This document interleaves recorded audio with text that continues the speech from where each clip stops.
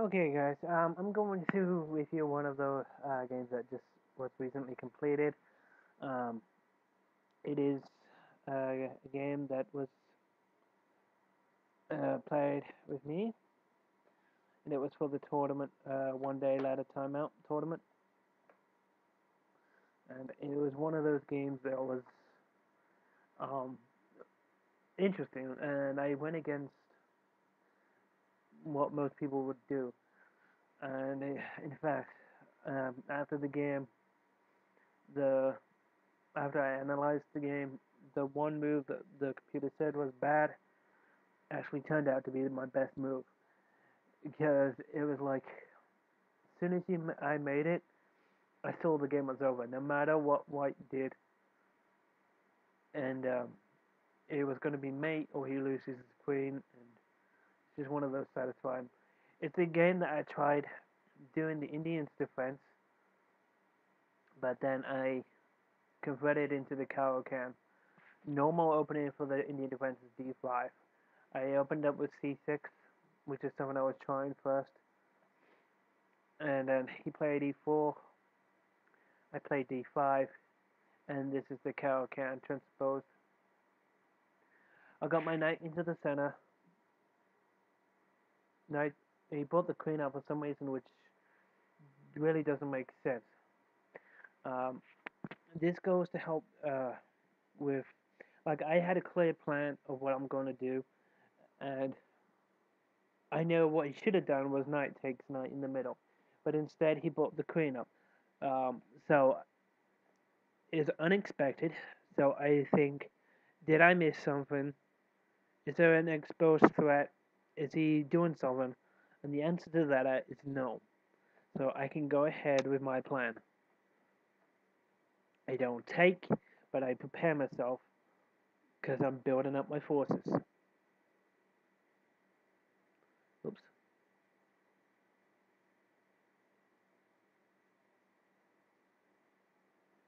Okay, hang on. What happened? Reset all. Okay, so he did that, this, and then I brought the bishop out. Then he took the knight, which was a move delayed, and it gives me an extra move because now he has to move the queen back in defense. He put his queen back to d2, so it was a waste of time of him bringing the queen out in the first place. And carried on with the normal routine. Black's position in the Caro-Kann is kind of cramped, so Black is going to want to expose that and get rid of that. Now, this is a normal move since c6 is blocked, the knight comes to d7. Um, Apparently this is part of the opening. I don't know why, and I don't like it, but it doesn't do anything. It doesn't do anything at all, but prepare for an attack on the king's side. This was the move that apparently is bad. There was a lot better moves I could have done, but put the bishop out or done anything at all. But this is the move I wanted to make because I wanted to threaten c4 and try and control that square. So far, the pawn and the bishop was controlling that square and just my pawn. Also, it's because I wanted to push an attack on the c4, on the c-isle. And it's opened, and I want to develop on that isle. That's my plan.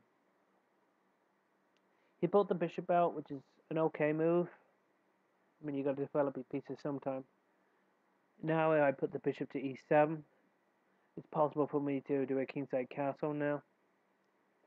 And I'm now also threatening the pawn on h4. If he takes back, I'll take the book.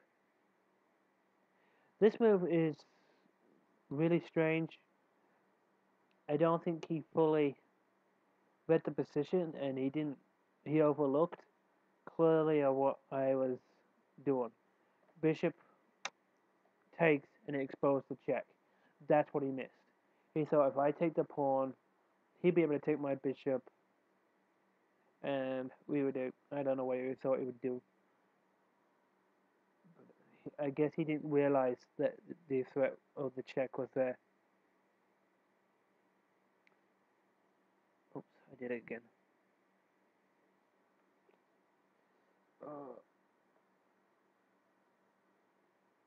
Okay, so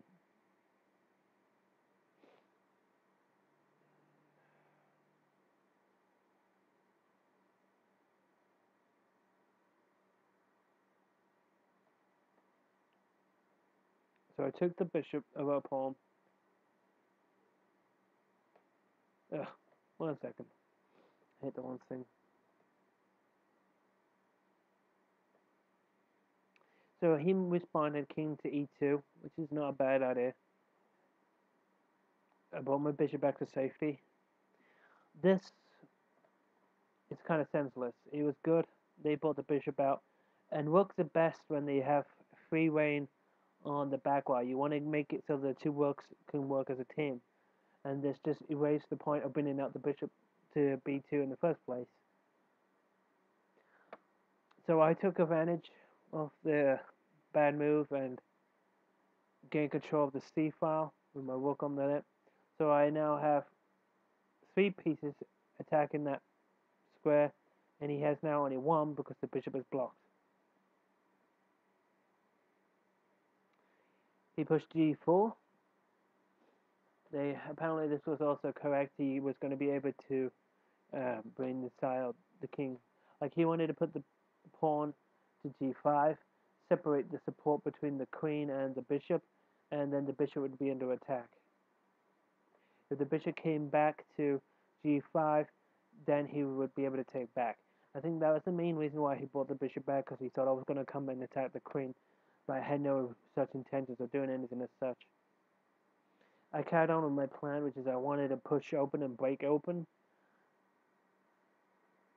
This pawn is going to be a poison pawn. I want to take the d4 pawn, and if he takes back, it's going to be absolutely poisoned. I hope you can see why, because I got the exposed threat of cleaning the aisle on the Steve file, and the only thing that's left is that pawn, which is currently attacked by the bishop, and a discovered attack with the rook. He ignored it. He went to go ahead and separate. Pawn takes pawn. The best move that he could have done here, because the threat is if he takes my bishop, rook takes pawn on c2, and his queen's forked against his king. By rule, don't leave your queen in front of your king for more than one move, and that's what he's done. So that's what my aim was. He moved the queen to take the pawn, which is not bad. However, he left the pawn protected. Another better move could have been queen d1, so it protected the pawn. But again, I would still would have been able to take it. So at least he got the pawn back. He moved his king back to d1, sorry. I brought my bishop to f2, protected by the rook, to attack the queen. And as you saw, he brought the bishop out. The best move for white would have been, instead of the bishop out, was queen to b4 and stop the kingside castle. He really needed to do this to survive. Bishop takes bishop. He took back. Now this was the mistake. I pushed pawn on to attack the queen. Now I admit I want to flip it as white so you can see what white was looking at. I admit myself I would not have done this. After a couple of days I analyzed this position and I realized the only move that white had here, like white has only one correct move here to survive. Any other move, white loses. The queen's being threatened. Queen can't retake the pawn, or take the pawn, because queen takes queen check. The queen cannot move too many places without being taken. Now the correct move, and I admit I would never have done this myself, was queen to c1 and exchange the rook for a queen. You would have been a queen for a rook down, 4 pawns down, but you would be in the game and you still would have had a chance. This was the. I disagree with the computer. The h4 pawn move was not what costed the game. This cost him the game. Queen to there. Knight to the middle. Now, no matter what white does, it's over. If queen comes to c1 now, knight comes to. Oh no, it would.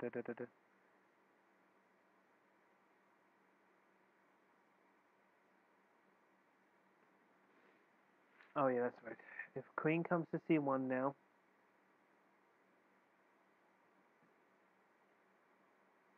knight to e3, check.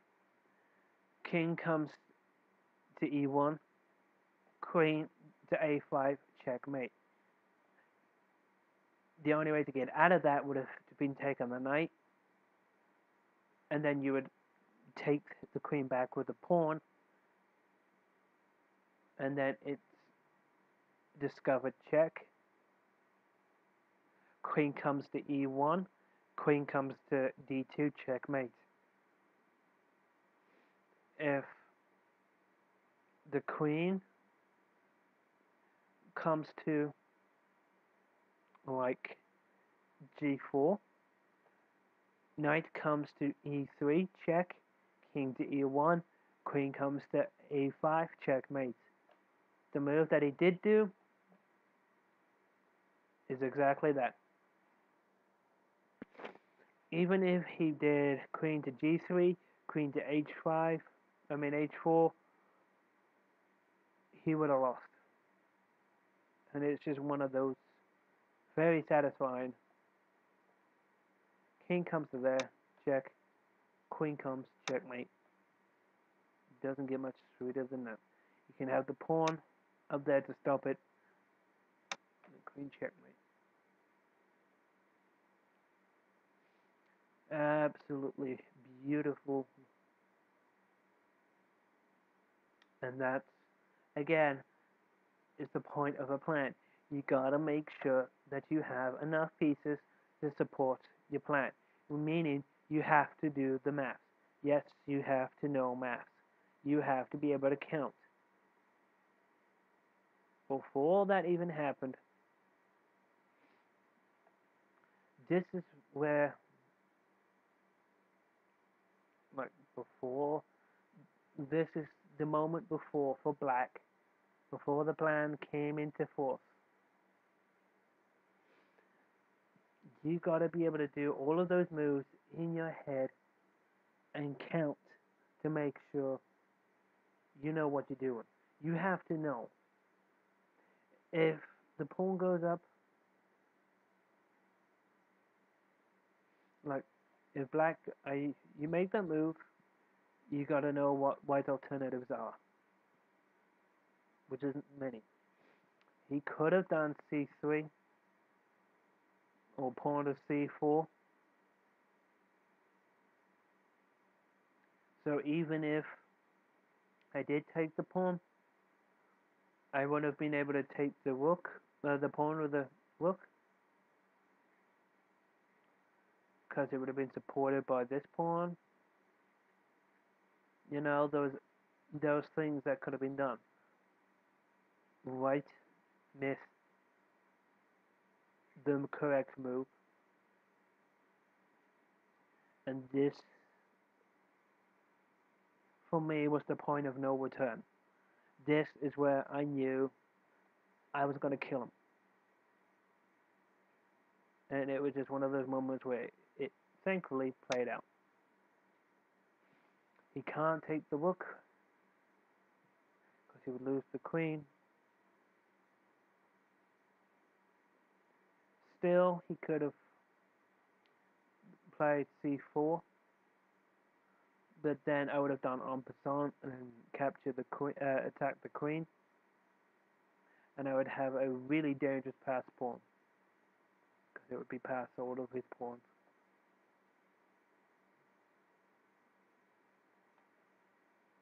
Again, this is another method of learning how to attack. You got to be prepared. You have to see the counter, and you have to play prophylactically. Stop his plans before they happen. See what his plans are. See what his potential moves are. Counter them. When he has nothing else that he can do to you, that's when you make your attack.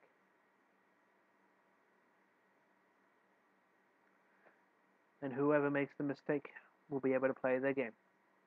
Thank you.